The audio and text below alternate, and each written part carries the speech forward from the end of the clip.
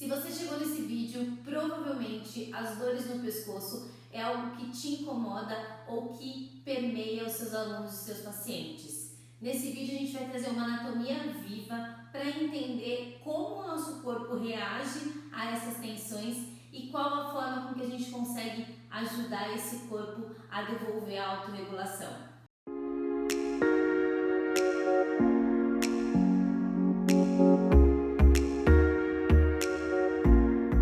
Para quem não me conhece, meu nome é Bruna Petito, eu sou criadora do método Inner Balance e esse quadro é um quadro de anatomia funcional com Inner, onde a gente traz estratégias para entender o corpo de uma forma mais contemporânea e melhorar o funcionamento dele.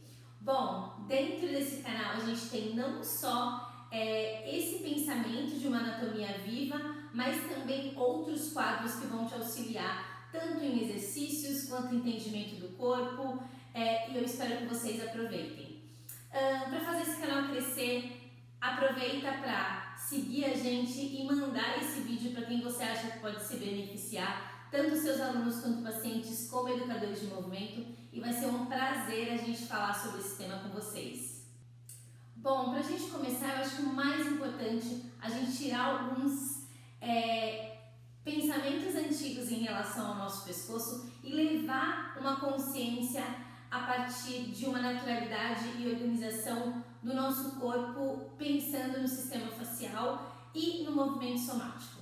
Bom, quando a gente fala de pescoço, 95% das pessoas provavelmente vão falar de dor, tensão, que levam tudo nas costas, que qualquer momento que o corpo fica mais abalado emocionalmente, essas dores vêm para essa região, né? E a primeira coisa que facilmente a gente pensa é: eu preciso soltar essa região ou eu preciso alongar. E aqui a gente vai trazer uma visão dessas relações de tensão de uma forma Inner, um pouco diferente talvez do que você esteja acostumado a ver.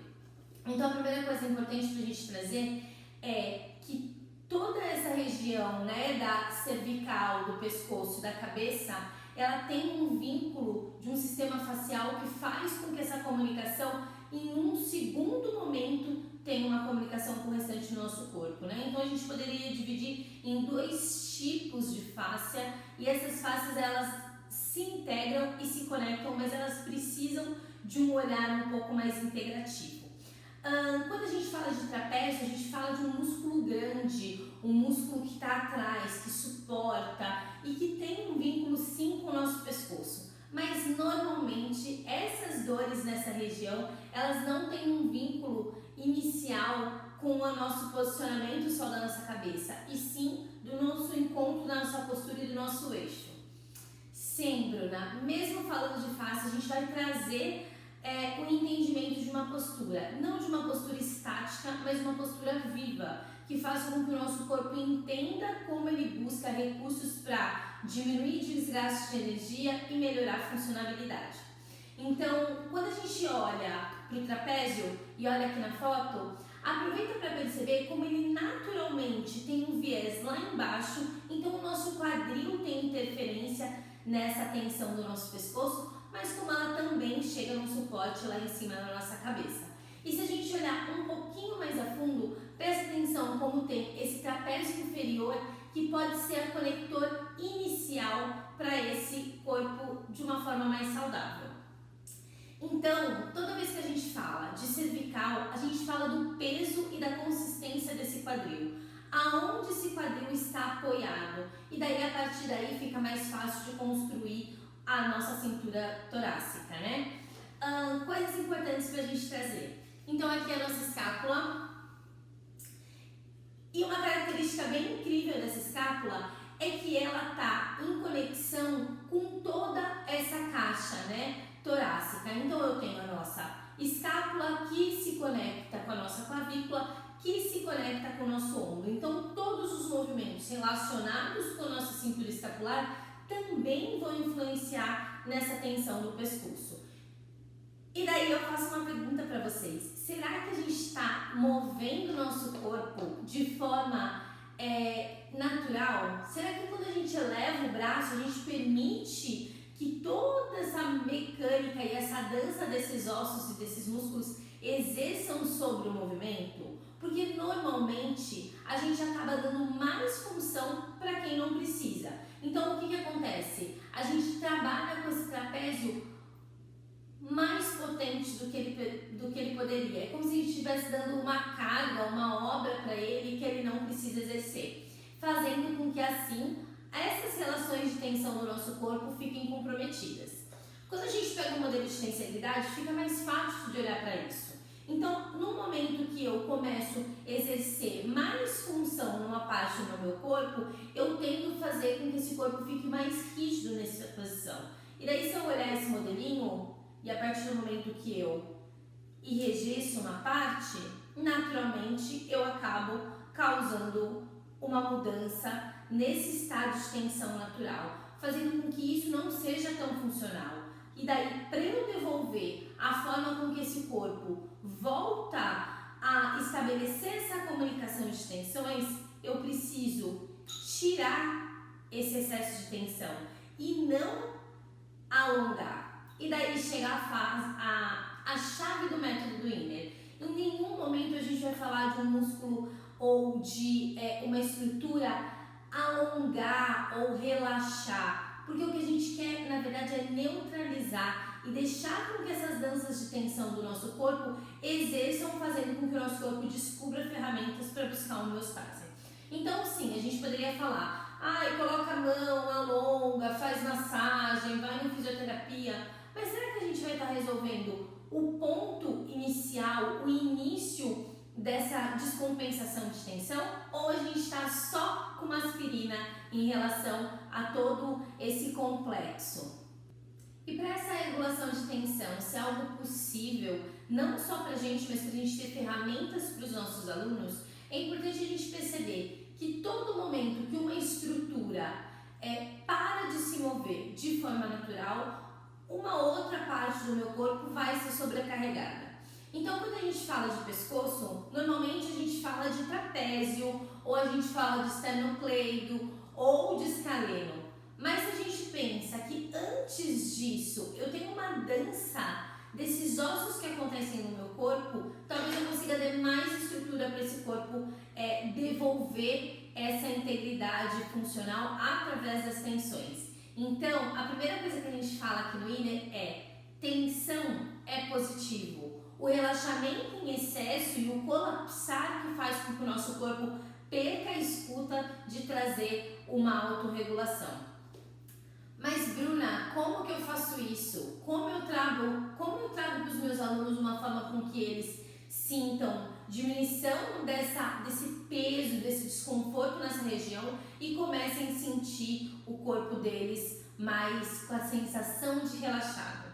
E é isso que a gente vai trazer aqui. Então, o peso do quadril e o posicionamento do quadril é muito importante. Então, toda vez que eu peço para um aluno fazer um movimento e ele está numa posição onde ele não consegue sentir esse vetor de força do quadril para baixo, naturalmente a gente tem uma conexão que acontece lá em cima, né? Então a nossa fasciatura lombar, ela começa a comprometer toda essa comunicação com o nosso trapézio, o nosso grande dorsal, essas asas que estão atrás do nosso corpo, elas começam a fixar todas as nossas escápulas, a gente começa a perder movimento e daí o que acontece? O trapézio vai agir como um operador de obra, fazendo o quê? Enrijecendo e diminuindo a possibilidade de movimento natural. Então, a chave para melhorar essa função do pescoço é o quê?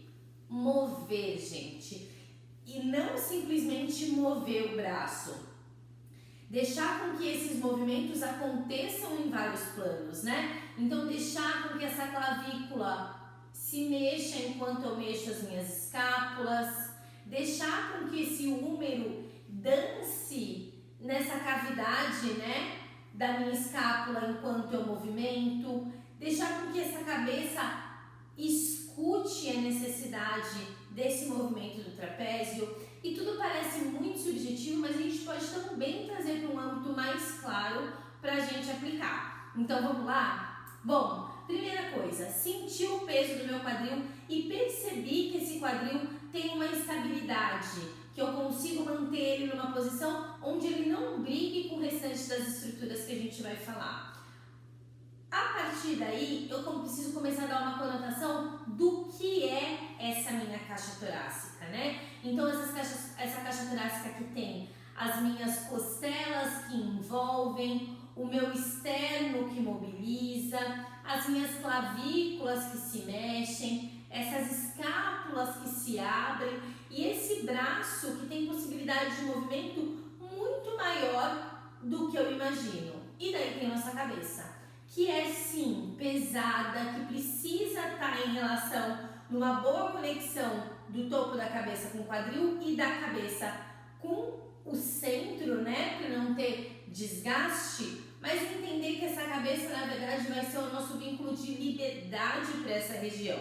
Então, por exemplo, se eu posicionei bem o meu quadril e eu sinto que ele me dá estabilidade ao mesmo tempo, estabilidade, mas a necessidade e a possibilidade dessa cintura escapular se mover, eu posso brincar com essa comunicação da minha clavícula abrindo e da minha cabeça rodando.